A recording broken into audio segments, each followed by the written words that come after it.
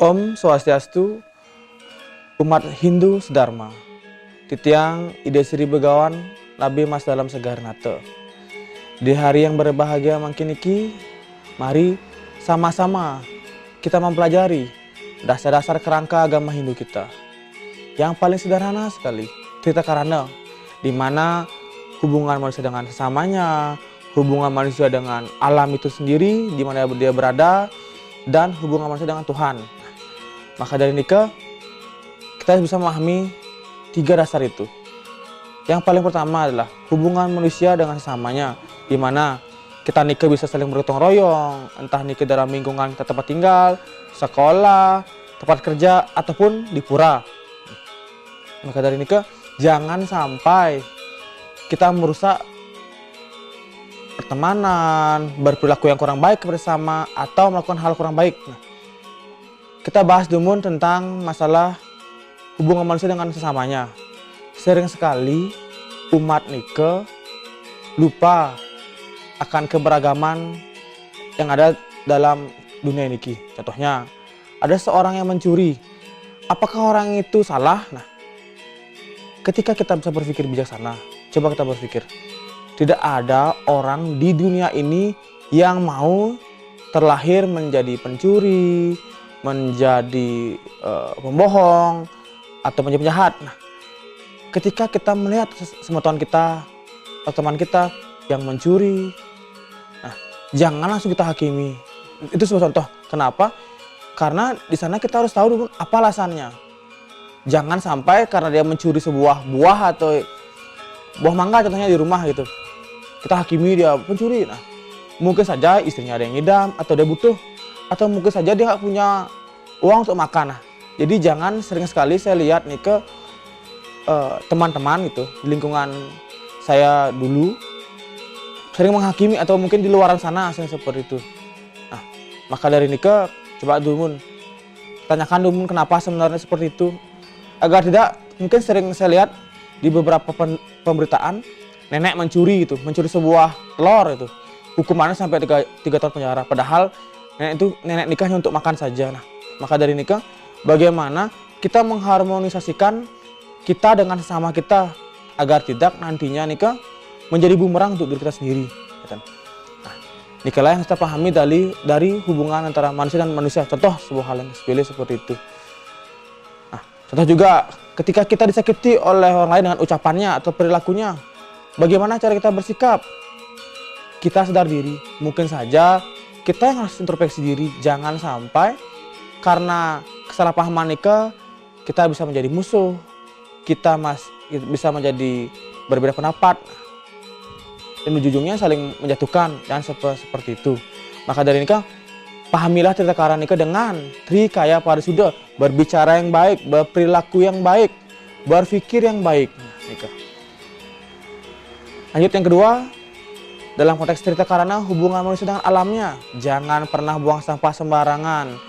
Jangan pernah kita niki merusak alam atau nebang pohon dan lingkungan lainnya. Seperti kita buang sampah nih, contohnya sering kali saya lihat kita ke pura. Kadang beberapa orang buang sampah sembarangan gitu. Apa maknanya kita ke pura? Kalau untuk menunjukkan diri, maka dari nikah jangan sampai kita mencemarkan juga dalam lingkungan nikah. Yang ketiga, Trita Karana, hubungan manusia dengan Tuhan. Nah, ini yang paling harus kita pahami sekali, bahwa hubungan manusia dengan Tuhan itu tidak akan bisa diukur. Contohnya, kesucian nikah, mana kita nikah tidak bisa diukur oleh sesama, kecuali entah nikah penyucian diri, entah jadi madu jati, atau pemangkuan, itu kan di skala. Tapi di skalanya, hubungan manusia dengan Tuhan itu tidak bisa sama sekali diukur. Nah, maka dari nikah, jangan sampai kita menilai orang juga seperti saya bahas tentang masalah manusia dengan sesamanya, menilai orang, oh dia karena mangku udah seperti niki ya, tidak bisa seperti itu. Nah, dengan Tuhan pun kita juga seperti itu. Jangan sampai hubungan antara kita dengan manusia, Tuhan dengan manusia niki hanya sebatas terlihat. Contohnya, kita hanya memperlihatkan kita ngatur orang Banten, Pejati dan lain hal di pura tangkil, tapi pikiran kita kesana kemari. Nah, ini kan juga salah.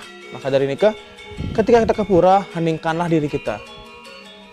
banyak yang bertanya kepada tiang, ide kenapa saya di agama Hindu kok sering sekali ya ketika sembahyang nikah keganggu, entah nikah orang lewat, canang saya tiba-tiba keinjak nggak sengaja. Sedangkan saya di tempat lain lihat seorang sembahyang kusuk sekali gitu. Kenapa seperti itu ide yang Nah, jawaban sederhana sekali. Kita di Hindu niki gitu. Dalam beragama niki bukan hanya untuk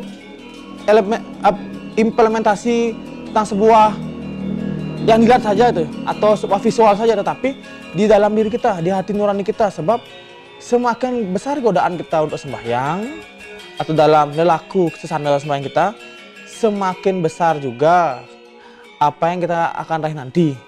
Entah kita ke berdoa dengan tulus, berdoa dengan kekusukan, dengan mantra dan hal.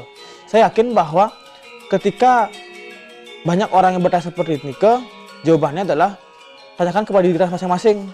Tujuan kita apa beragama nikah? Apakah kita hanya untuk visual saja?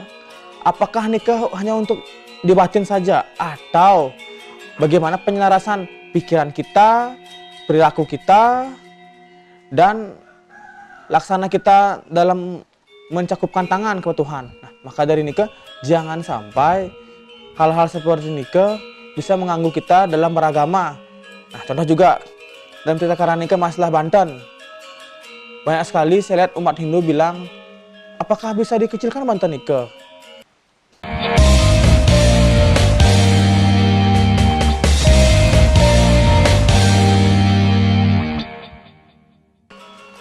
Om Swastiastu.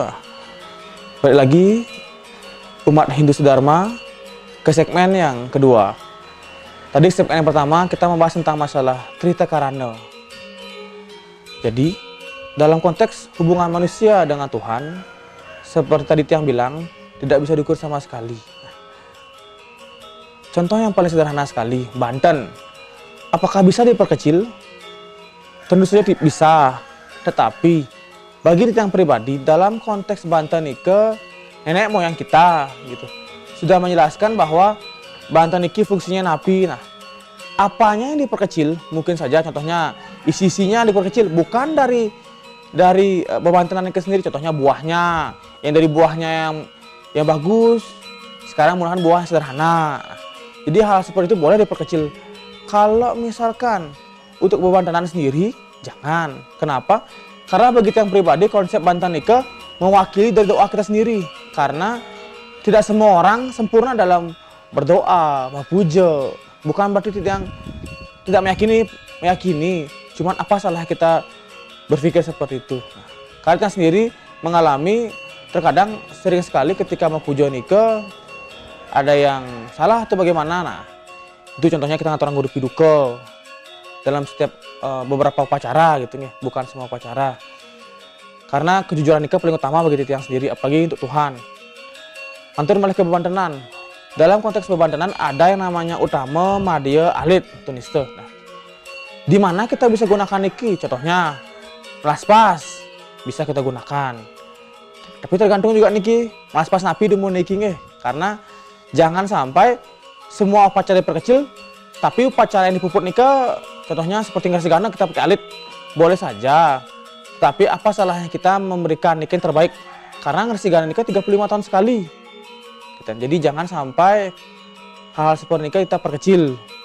Karena sering sekali yang lihat ada beberapa orang yang memperkecil Banten. Mungkin sering saya sharing kepada umat saya juga bahwa Banten nikah sebenarnya adalah benda mati bagi tiang pribadi.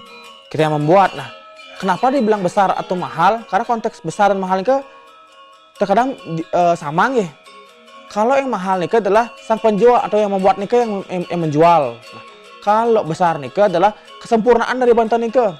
Apa salah kita memberikan kesempurnaan untuk Tuhan? Nah, tetapi jangan sampai kita membeli Banten nikah dengan jojoran harga yang besar atau yang mahal gitu. Nikah kadang yang sering harus kita pahami dalam beragama. Apakah ketulusan nikah bisa mengantarkan semua ayatnya nikah? Benar bisa, tetapi dalam setiap Banten nikah melambangkan simbol-simbol. Maka dari nikah yang bisa diperkecil boleh, yang tidak bisa diperkecil jangan diperkecil. Nah, kalau dibilang umat Hindu upacara jor-joran, sebenarnya tidak jor-joran. tergantung dari konteks pemahamannya aja. Contohnya, ketika umat saya bisa upacara besar, apa salahnya dia upacara besar? Kalau bagi Titiang sendiri pribadi, gengsi nikah sebenarnya bukan masalah gengsinya, tapi masalah rasa bersyukur mereka. Jadi dua hal itu kita kadang pahami. Jangan sampai pemahaman dari rasa syukur kita kepada Tuhan iki kita campur adukan dengan kepentingan beberapa orang. Jadi marilah kita beragama yang pintar dan bisa bersinambung kepada lingkungan kita atau desa Kalapatra. Yang tadi saya sebutkan, desa Kalapatra ini adalah tempat tinggal, kala ini adalah waktu, patra ini adalah sebuah keadaan. Jadi bagaimana kita menyesuaikan tempat, waktu, dan keadaan di mana kita berada. Nah, balik lagi kepada Trita Karana.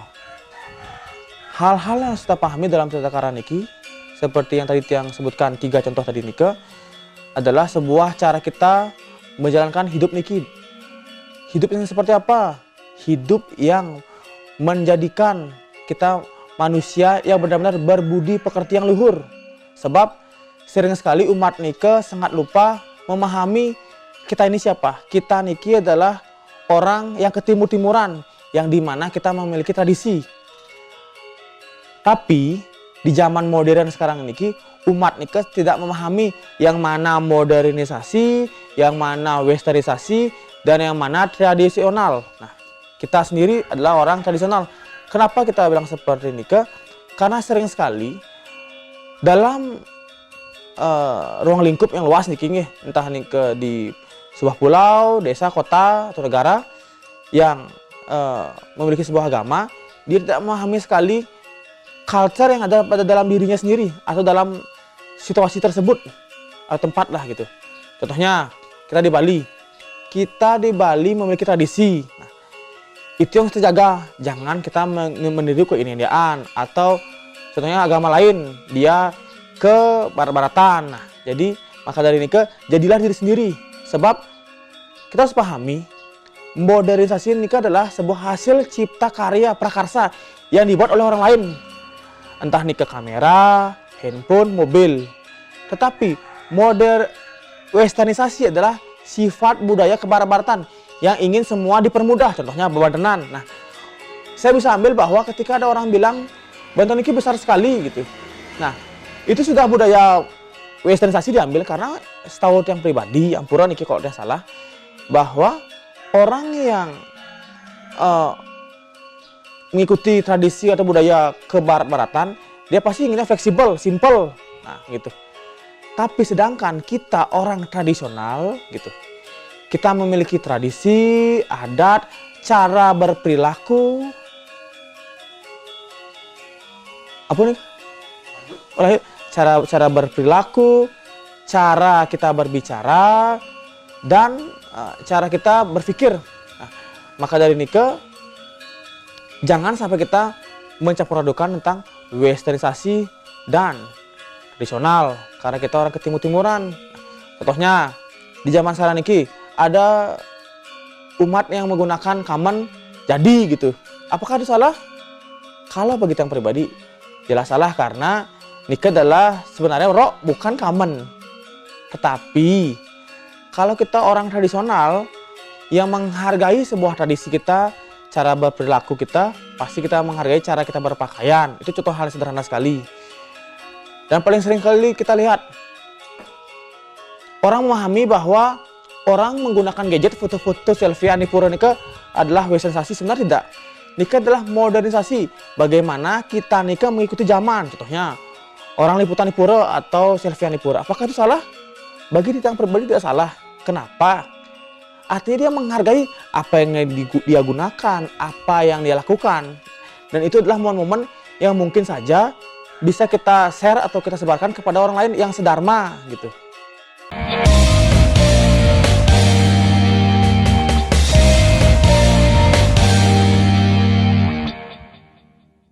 Om Swastiastu, di segmen ketiga niki kita akan lanturang malih untuk pembahasan tentang tadi yang kita bahas tadi nikah. Jadi seperti yang bahas bahwa modernisasi dan tradisi nikah adalah hal yang kita bisa padukan, tapi jangan kita ke westernisasian. Sebab kayak tadi yang berikan contoh, orang ke pura nika menggunakan kamen, tapi kamen jadi itu kan rok sebenarnya, bukan kamen. Karena kalau kita orang berperilaku orang ke timur-timuran, pasti kita nikah menggunakan kamen lembaran. Itulah cara kita. Apa sih bedanya itu? Bedanya satu, kita berpakaian, pasti kan kerapiannya berbeda sekali. Kedua, adalah seni, karena ketika kita menggunakan kamen itu adalah seninya masing-masing. Nah, karena kita orang ke timur-timuran, terutama orang Indonesia niki atau Bali, kita lah orang seni gitu dan tradisional. Seperti yang bilang, jangan sampai orang nikah dalam konteks kepura nikah mensalahartikan orang selfiean, orang foto-foto. Sebenarnya nikah adalah hal positif sebenarnya. Kenapa?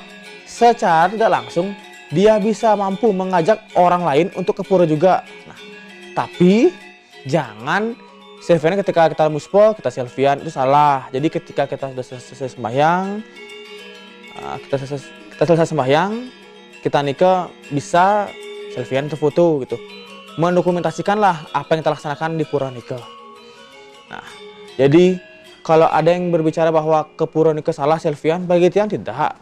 Tergantung sudut pandangnya sendiri. Nah, kalau orang yang ke westernisasian, ketika ada ke pura, dia nikah sembayangnya hanya sekedar saja, gitu. Yang penting dia tulus. Nah, salah seperti itu.